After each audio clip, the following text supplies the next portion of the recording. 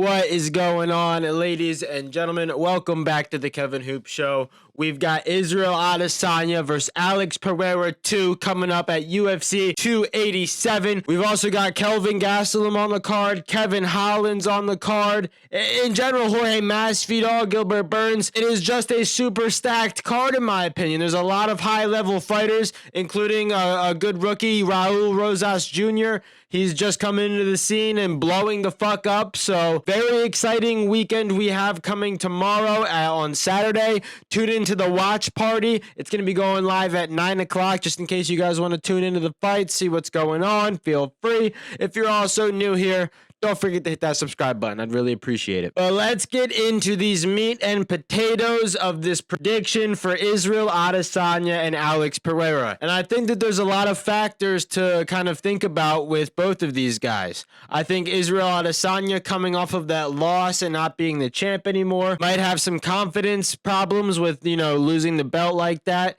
especially in the fashion that he lost it. He was basically about to win, and he fucking threw it in the 5th round. I mean, I at least thought he was winning going into the 5th round. I know other people may have thought different. Israel Adesanya looked really good in that first fight in the UFC. Now, for those of you that don't know, this fight has happened now 3 times before this 4th one that's about to happen tomorrow. But these guys have fought 2 other times in kickboxing. Now, in the first one, a lot of people thought that Israel Adesanya won it, but it went to a decision, and Alex Pereira won it. And then in the second one, there was a rematch again in kickboxing, and Alex Pereira ended up coming out and knocking him the fuck out. So that kind of closed that discussion up for a few years, and then Israel Adesanya comes over to the UFC, starts to make a tear through his division, and then obtains the belt, has a lot of good title defenses. Alex Pereira comes over to the UFC, starts knocking people the fuck out, starts tearing through the division, and they face off. Israel Adesanya was winning. Alex Pereira comes out in the 5th round with a bing bang boom, and now we have Alex Pereira as the champ, just for those of you that were living under a rock for the past few years. Either way, I think that Alex Pereira has a lot of confidence in this fight, and I'm not saying overconfidence, but just think about this. The dude has whooped this guy's ass in his eyes 3 times now. In the first kickboxing match, he won by decision. All right, well, if I didn't knock him out, at least everybody else thought that I won. In the second fight in kickboxing, he knocks him the fuck out. Well, all right, I'm fucking the man. And then to come over to MMA and still beat him and knock him the fuck out, I think that gives Alex Pereira a lot of confidence. And not only, confidence, but I think it gives him a good game plan and a good strategy on how to beat Israel Adesanya. He knows the certain things that Israel Adesanya likes to do in a fight, and he knows the good counters to that and knows how to knock him out. So I think that Alex Pereira, with that, is looking very good in this fight when it comes to odds, at least my odds. Now, DraftKings and a lot of the odds makers, I think that they have Israel Adesanya being the favorite, which to me is a little bit kind of like dissing Alex Pereira. This dude has beat him 3 times now in combat sports, and whether it was in the 5th round or not, he still beat Israel Adesanya, no questions asked, in their last MMA fight. I think it's a little bit of a diss to Alex Pereira, in my opinion, that he's the underdog still when it comes to the betting odds.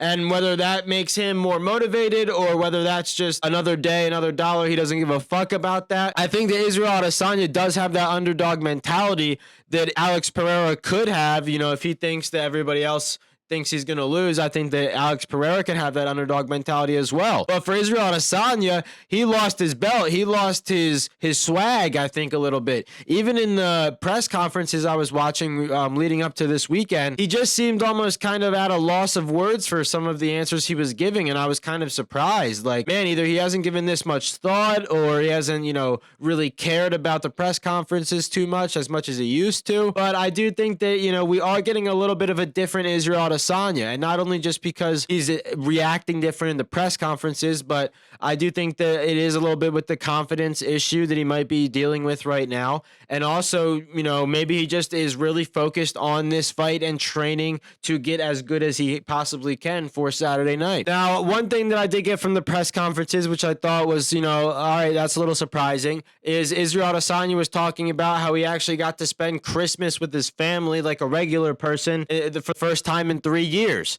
And he also, celebrated New Year's pretty hard and, just was enjoying life in general. And I think that he could really kind of get a little refreshment, kind of get a little reset and come back a better fighter. And if he does that the right way, I think that we could see a really scary Israel Adesanya. On the other side of things, though, I do think that Alex Pereira somewhat can have that not mental reset, but just have that mindset of I've got this guy's number. Anytime, any place, anywhere, I will beat him 100 times out of 100 times. And I think that, Israel Adesanya really does need to be laser focused for this fight. And he was talking about in the press conferences, he's looked past the current fight that he's facing right now plenty of times beforehand. And in this fight in particular, he's not going off and looking into the future, looking at who he's going to fight next. He is 110% focused on fighting Alex Pereira this Saturday night. If Israel Adesanya comes out with a game plan, or at least a plan B as well, and a plan C even maybe, I think that he can have a chance. I think that Alex Pereira is definitely going to have at least a plan A.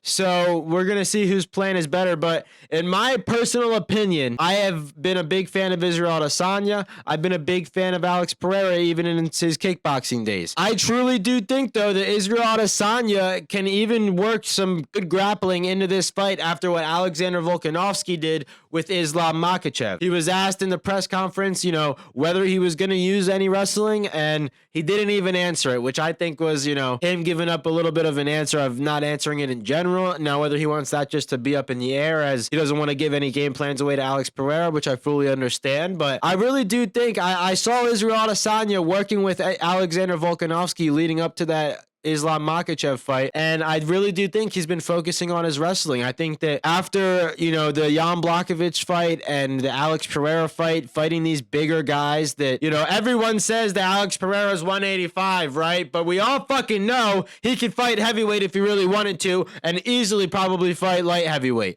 So, I really do think that the size factor of Alex Pereira might be giving Israel Adesanya a little bit of a problem, especially in the later rounds. Israel Adesanya even talked about how his recovery was just so good, and then he even puts the pedal to the metal in the later rounds after he's recovered Israel Adesanya's fucking wrath of punches. One other thing I want to talk about before I place the bet is, if you look at what Kamaru Usman did with all of those title defenses, I think it's very similar to what Israel Adesanya did with all of his title defenses. And even leading up to getting the title, they tore through both of their divisions at welterweight and at middleweight. Kamaru Usman at welterweight, Israel Adesanya at middleweight. And I think that they had very similar kind of losses when they had the belt, against Leon Edwards for Usman and against Pereira for Adesanya. I know both of these guys lost in the 5th round, and in my opinion, both of them were winning the fight leading up to that 5th round. If they've played it just a little bit more safe, I really do think that both of them could still be the champion. And obviously, Usman lost in that rematch. So will we see the same pattern happen in this fight with Alex Pereira and Israel Adesanya? All right, guys, we are here at the UFC page on DraftKings. We've got a whole bunch of great fights. Carl Williams, Chain Showman, Chris Curtis versus Kelvin Gastelum, Raul Rosas Jr. versus Christian Rodriguez. It's going to be an absolute banger. Kevin Holland, Santiago Ponzinibbio. He's been an up-and-comer. Jorge Masvidal, Gilbert Burns. Might even have to put some money on Jorge Masvidal, maybe like $1 or $2. But I'm putting my money on Israel Adesanya. It's not a lot, but we're doing everything in the bank right now. $5.89 for a total payout of $10.25. Doubling my money. Let's see how long this $5 can last me. The last $5 or $10 that I bet went all the way up to $50. So we'll see what this $5.89 will do. Place bet. There it is. The receipt. Israel Adesanya minus 135 odds.